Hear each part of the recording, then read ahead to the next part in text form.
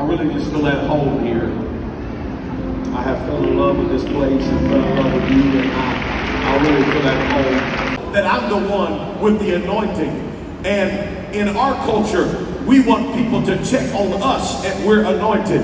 But in God's culture, the ones who are anointed, we check on the ones who are not anointed. In our culture, we say the ones who are anointed are the ones that we need to serve. But in God's culture, God says the ones who are anointed are the ones who should be doing the serving. Are you not hearing me today? This might not sit well with your culture, but I'm from America. We have a lot of culture things that are going on. And I come to tell you, the Bible is better than your culture. God's culture, the kingdom culture says this: when you're anointed, you are the servant. When you have the ministry, you are the servant. When you have the power, you are the servant. When you have the gifting, you are the servant. The greatest warrior that the world has ever known did not come to his first battle ready to fight. He came ready to serve.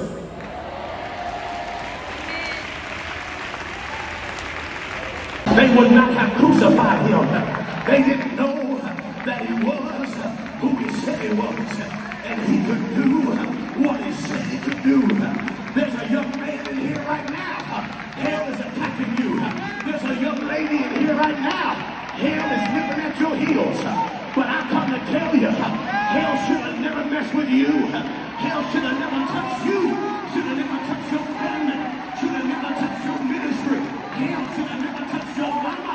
Hell should have never touched your dad. You don't know who I am, boy. I'm a soldier. And I'm on the battlefield. And I'm fighting. Fighting for the Lord. I'm a soldier. I know you just opened the door. But you're a soldier. Momentum. Momentum. Momentum.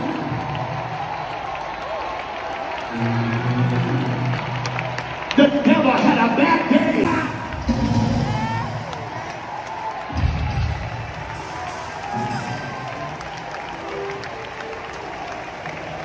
Stay late until it's over.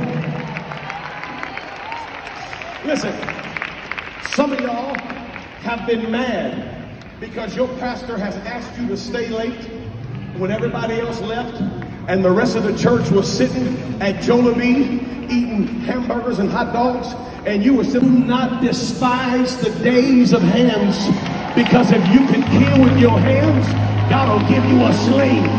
And if you can kill with a sling,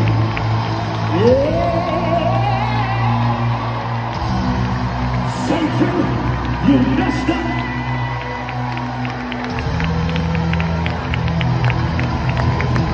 Do not let any man despise your youth. I know you're using your hands right now, but God's about to graduate you.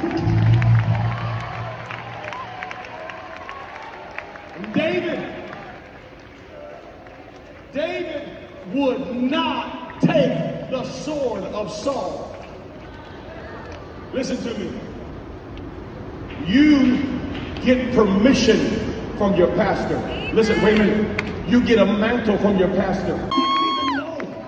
The devil didn't know. The devil didn't know that he was giving David the weapon that Satan should have never messed with you, because now you got something that you couldn't get in the church. You couldn't get it in the prayer room. You couldn't get it, and you couldn't get it at convention.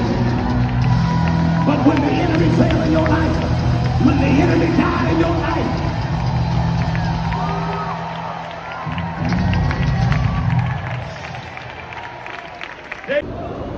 if David was 9 foot tall, then his head was probably this big. David picks up that head of Saul, picks up that head of Goliath, holds it up in the air.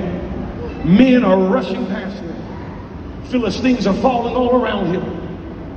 David, he has that head of Saul in his hands, and he turns himself towards Jerusalem, and he begins to walk towards Jerusalem. He walks past the fighting. He walks out past that brook where he picked up the 5 smooth stones, 4 of them still jingling in his satchel. He walks up the side of that mountain, out of the valley, and Saul looks at his general and says, "Who is this boy?"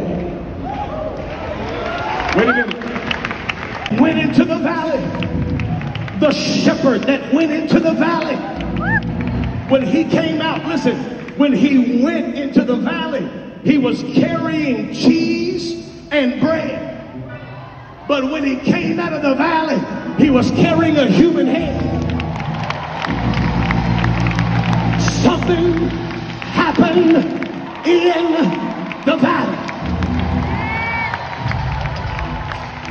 Hear me. I don't know how you came. I don't know how you walked into APYC. I don't know how you came to this meeting. But I prophesy to you today that when you leave this building, you will not be the same.